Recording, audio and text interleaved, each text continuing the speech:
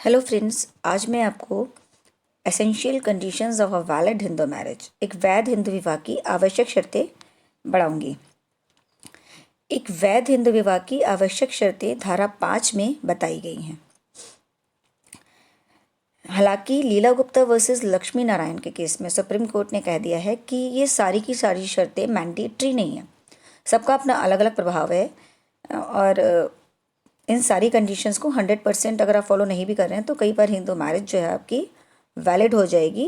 वो कंडीशंस बता दी गई हैं, बट उनका प्रभाव ऐसा नहीं है कि विवाह शून्य यानी वॉइड हो जाए।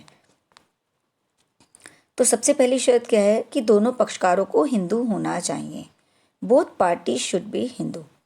धारा 5 में जो हम शुरुआत पढ़ेंगे वहाँ पे आपको पढ़ने को मिलेगा हिंदू विवाह, दो हिंदुओं के बीच विवाह, मैरिज बिटवीन टू हिंदूज। मतलब ये जो लाइन है ना, उस लाइन से निकल रहा है कि दो हिंदुओं के बीच ही विवाह कर सकते हैं, तभी आप हिंदू विवाह अधिनियम के अंतर्गत शादी कर सकते हैं। अगर दोनों पक्षकार हिंदू नहीं हैं तो ऐसा विवाह हिंदू विधि के अंतर्गत शून्य होगा। दोनों पक्षकार अगर हिंदू नहीं है तो Hindu the special marriage act में जाके शादी करें या कहीं शादी करें। लेकिन अगर हिंदू विवाह अधिनियम में हिंदू विवाह के संस्कारों को पूरा करके अगर शादी की जा रही है तो उसमें दोनों पक्षकारों का हिंदू होना आवश्यक है। श्रीमती यमुनाबाई अनंतराव आधव वर्सेस अनंतराव शिवराम आधव के केस में कोर्ट ने पॉइंट आउट किया था that section 5 of the Hindu marriage act specifically says that marriage can be solemnised only between two Hindus. केवल दो हिंदुओं के बीच ही विवाह किया जा सकता है धारा 5 के अंतर्गत। केरला हाईकोर्ट ने एम विजय कुमारी केस में इस केस को फॉलो किया था। And in Gullapalli Soria Raj versus Bandaru Pavani AIR 2009 supreme court 1085 के केस में अपेक्स कोर्ट ने कहा था कि due to the effect of section 2 and 5 of Hindu marriage act, marriage can be solemnised between two Hindus by performing the ceremonies of section 7। धारा 7 के संस्कारों को पूरा करके जो विवाह केवल दो हिंदुओं के बीच ही किया जा सकता है, और अगर ऐसा नहीं किया जाता है, एक क्रिश्चियन और एक हिंदू के बीच का विवाह शून्य होता है, नल एंड वॉइड होता है, और उसका रजिस्ट्रेशन भी उसको वैलिड नहीं कर सकता। And observe that its registration did not validate the same. अगर आप उसका रजिस्ट्रेशन करवा भी देते हैं उस हिंदू विवाह का तो भी वो मैरिज वैलिड नहीं होगी। हाँ, इस अधिनियम में इंटर रिलीजन मैरिज को रोका गया है, लेकिन इंटर कास्ट मैरिज को प्रोहिबिट नहीं किया गया है। Lata Singh versus state of UP के बाद में कोर्ट ने हेल्ड कर दिया था कि intercaste marriage is a valid marriage. एकल विवाह। हिंदू विवाह अधिनियम के आने से पहले हिंदुओं में विवाह की कोई लिमिट नहीं थी। पुरुष कितने भी विवाह कर सकता था, महिलाओं का बहुत लिमिटेड था, एक ही विवाह कर सकती थी सामान्यतः सभी जगह पे।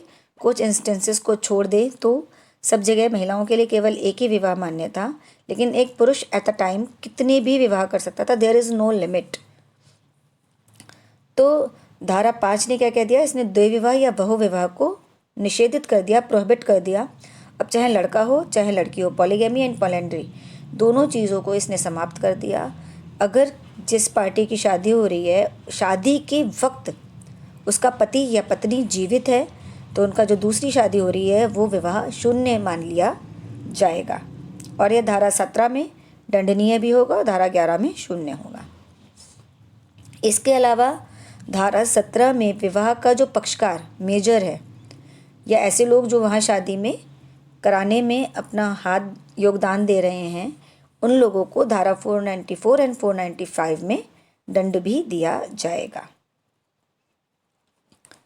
नेक्स्ट है धर्म परिवर्तन और द्वै विवाह। मतलब क्या होता है, मुस्लिम्स में 5 विवाह तक वैलिड है, 4 विवाह तक।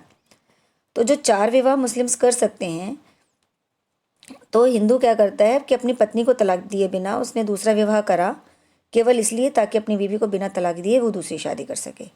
तो इस चीज़ को जो है हमारे सुप्रीम कोर्ट ने रोका है, और उन्होंने कह दिया कि अगर सेकंड मैरिज बिना पहली पत्नी को तलाक दिए बिना धर्म परिवर्तन करके अगर दूसरी शादी की जाती है तो दूसरा विवाह शून्य होगा, और वही 494 495 के अंतर्गत दंडनीय होगा।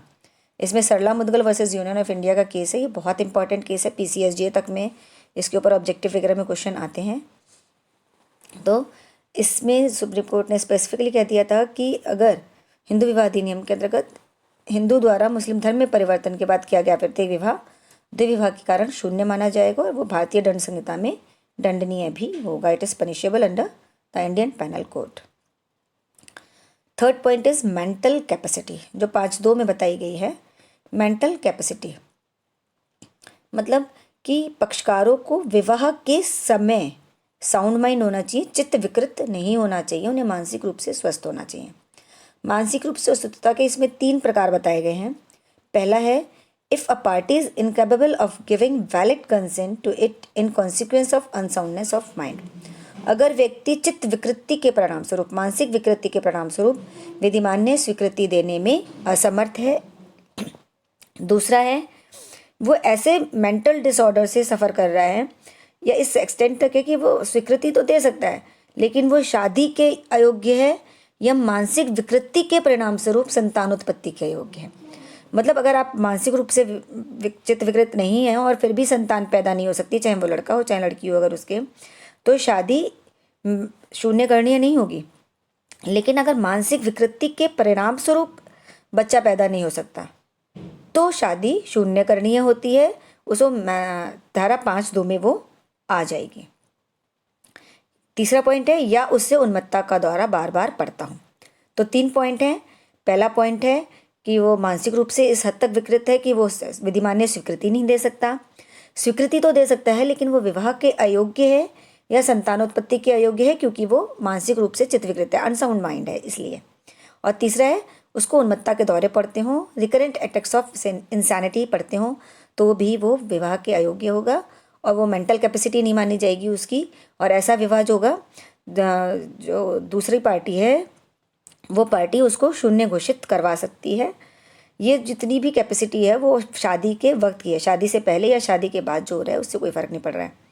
If a party who solemnise the marriage is suffering from unsoundness of mind, the marriage is voidable under section 12(1)(b) at the option of the other party.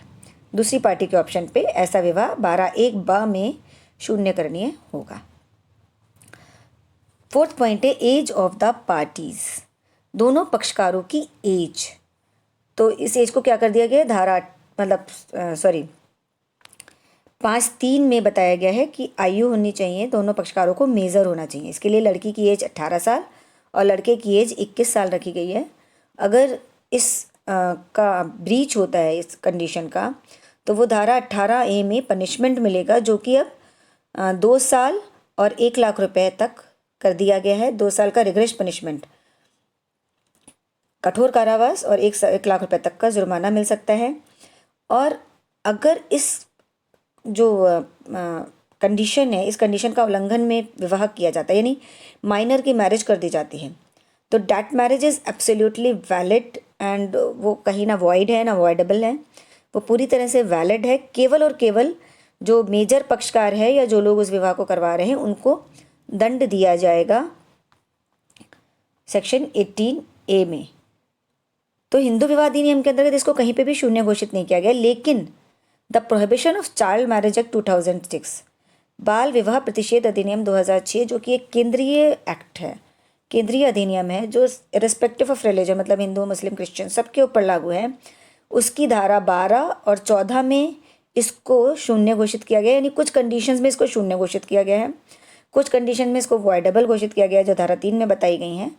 लेकिन इस एक्ट में भी माइनर्स मैरिज को पूरी तरह से वॉइड या voidable घोषित नहीं किया गया है। अगर धारा 12, 14 या 3 में अगर आपका केस नहीं आ रहा है तो माइनर की marriage is absolutely valid marriage. अगर शादी हो गई है तो उसको मना नहीं कर सकते, उसको समाप्त नहीं किया जा सकता, आपको डाइवोर्स लेना पड़ेगा उसके लिए, लेकिन विवाह पूरी तरह से वैलिड होगा। ये बहुत बच्चे कंफ्यूज करते हैं, वो ज़्यादातर लगाते हैं कि वॉइड होगा या वॉइडेबल होगा। Minors marriage is absolutely valid marriage under Hindu marriage act.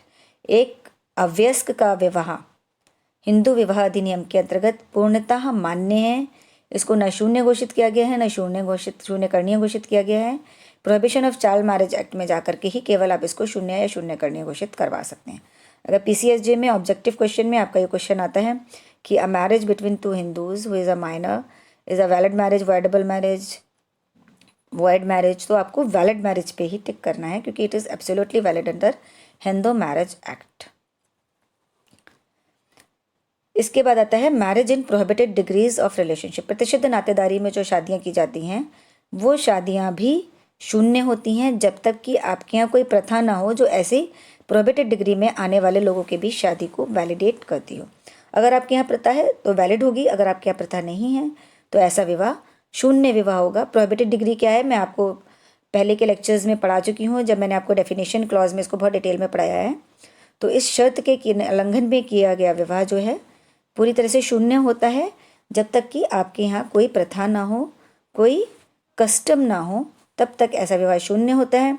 और इस शर्त का उल्लंघन किया जाता है तो वो सेक्शन 18B में दंडनीय होता है। इसमें 1 मंथ यानी 1 माह का कारावास और 1000 रुपये तक का जुर्माना 18B में दिया जा सकता है। सपेंडा रिलेशनशिप भी सेम तरह से ही है जैसे प्रोहिबिटेड रिलेशनशिप है। इसको भी मैं आपको पहले के अपने वीडियो में बता चुकी हूँ। तो अगर सपेंडा रिलेशनशिप में 2 व्यक्ति आ रहे हैं तो उनके बीच भी जो विवाह होगा वो विवाह हिंदू विवाह अधिनियम की धारा 11 के अंतर्गत शून्य होगा और धारा 18B 18 में दंडनीय होगा। वही सेम दंड है, 1 महीने का कारावास और 1000 रुपये तक का जुर्माना, या दोनों के दोनों डाले जा सकते हैं। सपेंड नातेदारी पिता की तरफ 5 पीढ़ी तक और माता की तरफ 3री पीढ़ी तक होती है। इसके अलावा कुछ अन्य शर्तें भी हैं जो धारा 7 में दी गई है। एक शर्त विवाह के संस्कार, सेरेमनीज ऑफ हिंदू मैरिज, मतलब धारा 7 में बताया गया है कि सप्तपदी यानी 7 फेरे लेकर के जो है हिंदू विवाह किया जा सकता है अगर दोनों पक्षकारों के यहाँ होता है, या फिर दोनों पक्षकारों में से किसी भी एक पक्षकार के यहाँ जो भी संस्कार मान्य हैं उन संस्कारों के माध्यम से भी विवाह किया जा सकता है। और जो 7वां फेरा अगर सप्तपदी है तो जब तक 7वां फेरा पूरा नहीं होगा तब तक शादी पूरी नहीं मानी जाएगी और वो बाध्यकर तभी होगी जब 7वां फेरा पूरा जाएगा। और अगर हिंदू विवाह के संस्कारों को पूरा करके शादी नहीं की जाती है या 7 फेरे पूरे नहीं होते हैं तो विवाह जो है शून्य होगा, उसका कोई प्रभाव नहीं होगा। Next is registration of marriage, विवाह का पंजीकरण, जो कि धारा 8 में बताया गया है। धारा 8 में कहा गया है कि हिंदू विवाह का पंजीकरण आवश्यक नहीं बनाया गया है। इसको केवल ऑप्शनल बनाया गया है और सरकार के ऊपर वो करा गया है कि सरकार एक्ट बनाएगी, नियम बनाएगी जिससे कि लोग बाग चाहें तो रजिस्ट्रेशन करवा सकें। रजिस्ट्रेशन अभी कंपलसरी नहीं किया गया है, हालांकि इसको कंपलसरी किया जाना चाहिए और आधार कार्ड से इसको लिंक किया जाना चाहिए, जिससे कि जो भी ये जो फ्रॉड्स होते हैं वो सारे के सारे फ्रॉड्स रोके जा सकें।